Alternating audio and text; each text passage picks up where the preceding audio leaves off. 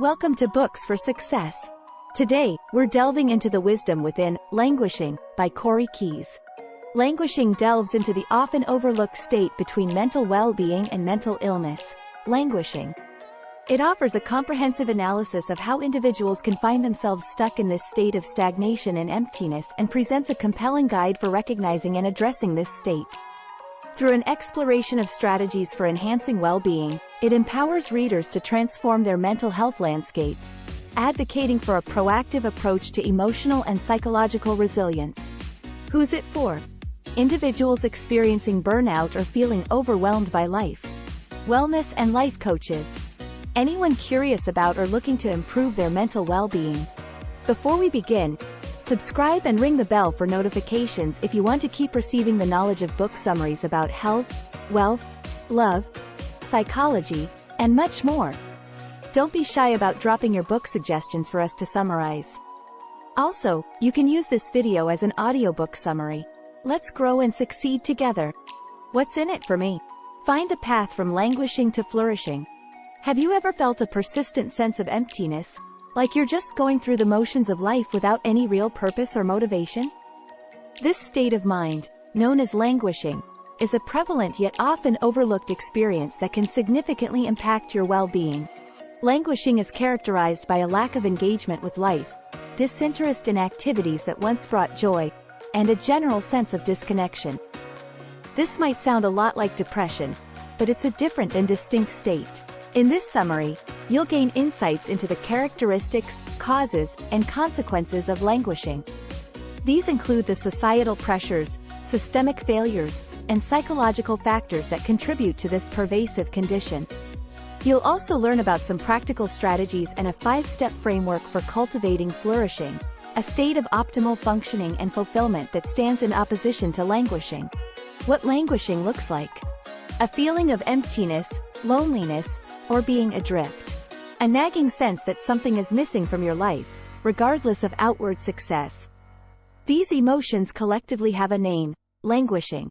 And as 7th grader Paul discovered, languishing can propel you toward shocking acts just to fill the void. Paul had seemed like a typical underachiever, sullen, unmotivated, perpetually bored. But his misbehaviors like acting out in class and vandalism masked a bigger issue. Languishing had seeped into Paul's psyche amid the turmoil of hitting adolescence during the COVID-19 pandemic. Without supportive relationships to buoy him, Paul began spending days on end holed up in his room, avoidant and distant. Then, one day, Paul bought a realistic replica gun and made social media posts about bringing it to school. He never ultimately brought the gun into school, but he was, nevertheless, expelled immediately.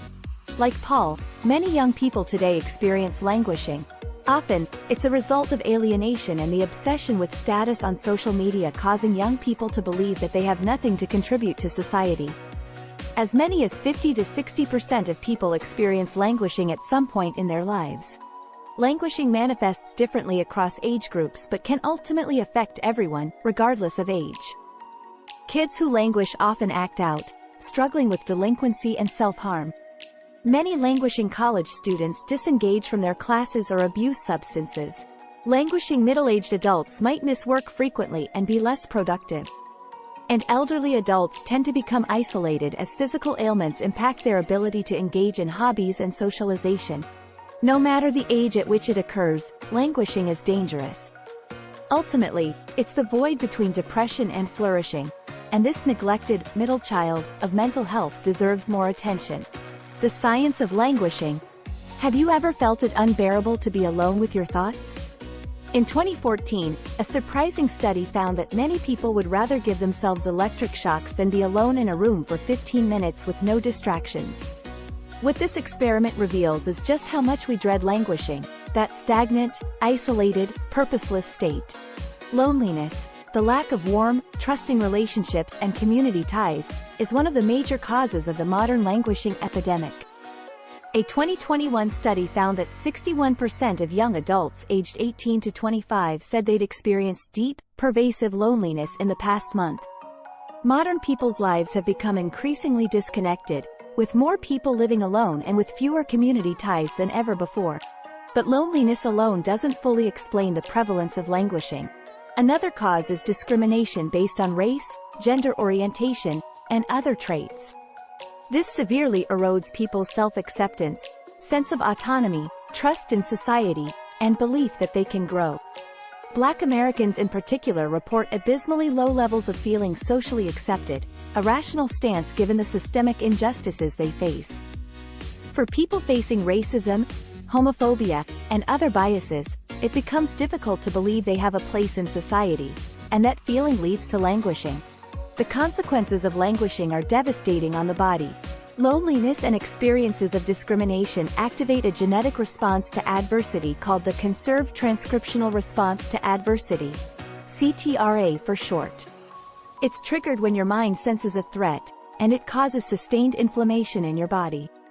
Inflammation helps you recover from injury and infection, but as a continual response to emotional, social, or financial stressors, it's deeply harmful. A regularly activated CTRA increases your risk of developing cancer, heart disease, and mental health issues. The antidote to all of this? Flourishing, which you'll learn about next. Fighting languishing. Henry David Thoreau once likened happiness to a butterfly. If you chase it directly, he said, it will elude you. But if you focus on other pursuits, it will come and rest on you of its own accord. This metaphor captures an important truth. Ultimately, true well-being emerges not from pursuing fleeting happiness, but from the deeper state of flourishing. Flourishing, the opposite of languishing, is the feeling that your life has meaning, purpose, and importance. Languishing makes you vulnerable to a variety of health risks, while flourishing helps you build immunity to those same problems. It protects against depression and anxiety, reduced productivity, premature death, and delinquent behaviors. Unlike chasing happiness, flourishing provides a robust psychological foundation that allows you to maintain positive mindsets and productive functioning even amid difficulties. Interestingly, cultivating flourishing doesn't mean reducing symptoms of mental illness. Modern research shows that we actually experience mental health along two distinct continua. One continuum tracks our level of mental illness, while the other tracks our degree of flourishing or languishing. Counterintuitively, studies find that reducing symptoms of mental illness often fails to automatically increase a person's positive mental health and well-being. It's possible for someone to have low mental illness but also low flourishing, and vice versa. The two dimensions are surprisingly distinct. What this means is that true health arises not just from eliminating negativity but from cultivating positive forces. To actively cultivate the flourishing side of this duality, research points to 5 key vitamin activities: learning something new, connecting with others, engaging in spiritual practices, living your purpose, and making time for play. In the next section, we'll cover each of these vitamins in turn. Learning for flourishing. The COVID-19 pandemic turned Ethan's life upside down. He spent months isolating alone in his Brooklyn apartment and began to languish. His job felt unfulfilling. His friends had all left the city. So he decided to move back in with his parents in rural upstate New York. Little did he know, this difficult transition would ultimately lead him to an unexpected new passion: gardening. Shortly after arriving at his parents' place, Ethan's mother started prepping the garden for summer. Soon, Ethan found his mother's passion rubbing off on him. Now, he's the family's unofficial groundskeeper, cultivating over 35 different daylily varieties around the yard and experimenting with new hybrids. Discovering a new interest or skill, purely by chance and solely for personal satisfaction, can be an incredibly powerful antidote to languishing. After all, your self-identity is continually shaped by the stories you tell about your life, the personal narratives that define who you think you are. When you choose to learn something new, it alters these self-narratives in meaningful and empowering ways. It gives you an enhanced sense of purpose and increases your sense that you're developing as a person, thereby increasing your flourishing. But people often avoid journeys of self-improvement due to a psychological need to maintain self-consistency, their pre-existing notions about their identity. This protective bias can ironically inhibit the very growth they innately desire. For real self-change to occur, you need to hit the sweet spot of manageable difficulty, adversities or challenges that exceed your current capabilities but still feel surmountable with sincere effort. Too much adversity can utterly overwhelm and dysregulate you, but too little provides no catalyst for positive change. When you manage to hit the Goldilocks zone of manageable challenges, you'll emerge with newfound resilience and grit. Cultivating relationships. Carl and his husband Aaron moved to a small town with their young son at the height of the COVID-19 pandemic. At first, they were excited for a fresh start. But they soon found themselves struggling with feelings of loneliness and isolation. Due to social distancing measures, people would cross the street when they saw the couple approaching. And they felt disconnected from close friends and social circles from their previous home in the city. Carl and Aaron's experience drove home a key point. We all have a deep need for warm, trusting relationships and a feeling of belonging to a community. Without these critical social bonds, we can feel adrift and empty. There's a reason humans crave connection so deeply. It's wired into our DNA from our tribal roots as hunters and gatherers. During this period, we existed as members of small tribal units where each person had a clear role and valued contribution to make to the group's survival. So, when individuals feel they don't have a meaningful role to play in a larger community, they go to great lengths to fill that need. This, in fact, is why some people end up joining gangs. One way for you to build connections is to start striking up conversations with people from different backgrounds than you.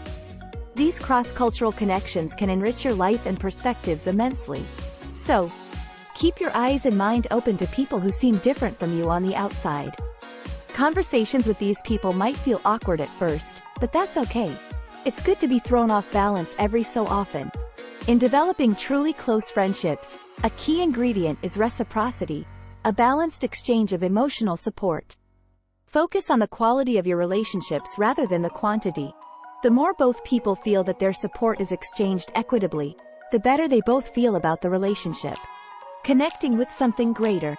Unexpected events have a way of quickly upending our life journeys, whether it's a broken relationship, a derailed career plan, or a global pandemic. During these times of turmoil, some people find themselves stuck in languishing. But there's a way to weather life's plot twists with resilience and grace, and the key lies in practicing spirituality. Spirituality doesn't necessarily mean religion. Instead, it's a general reverence for life's profound mysteries. Spirituality also isn't about a particular belief system. It's about connecting with something greater than yourself, whatever that looks like for you. Ultimately, this will help you become comfortable with how small you are in the greater scheme of things.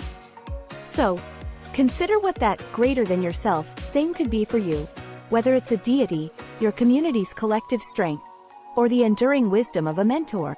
While spirituality nurtures positive qualities, it's only the starting point. It's also important to take ethical actions. Moral growth requires doing the hard inner work, mirroring religious teachings that say improved character is the result of good behavior. To that end, finding your base camp is crucial. This is a mind state of calm, quiet awareness you can always return to recover and regain your strength. For Keys, base camp is yoga. This is where his mind becomes quiet and his body relaxes, yet he's still alert and aware.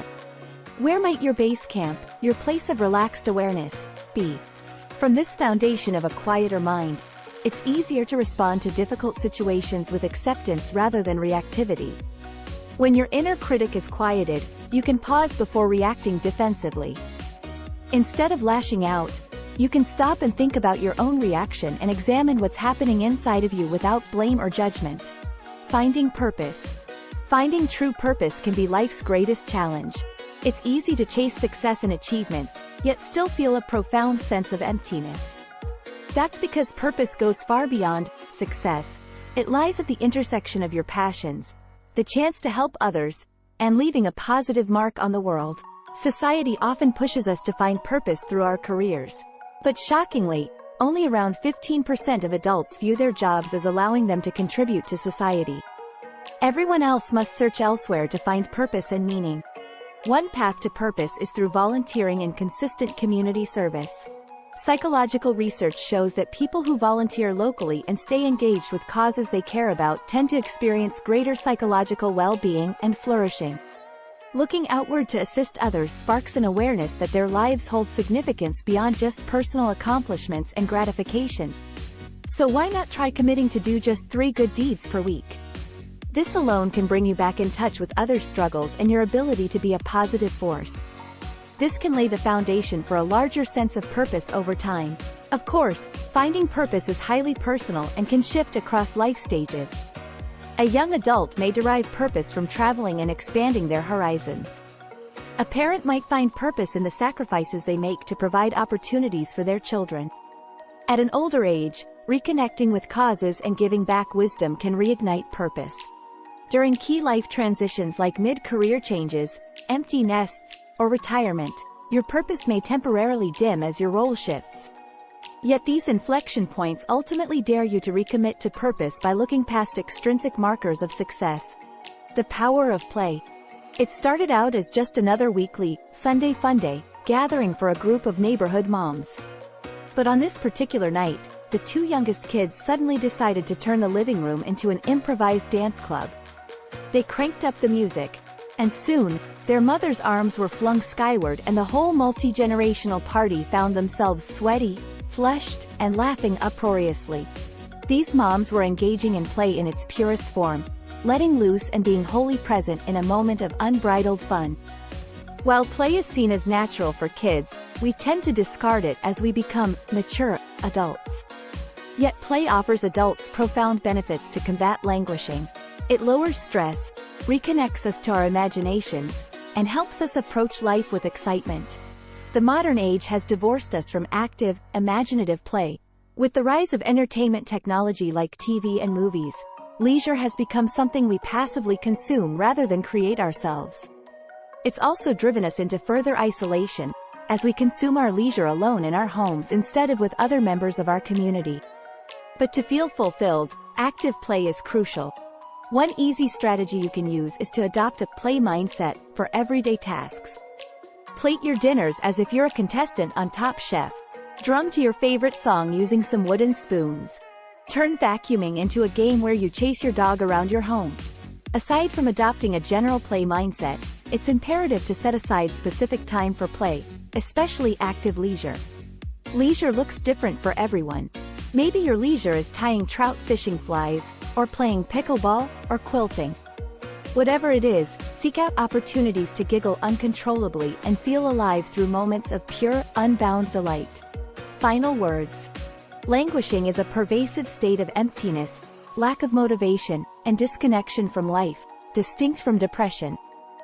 It's caused by factors like loneliness, discrimination, and passive lifestyles devoid of purposeful activities. The antidote to languishing is flourishing, a state of meaning, growth, and resilience cultivated through practices like learning, social connection, spirituality, purpose, and play. Thanks for being part of our insightful voyage. If our summary piqued your interest, we encourage you to dive into the complete book for a deeper understanding.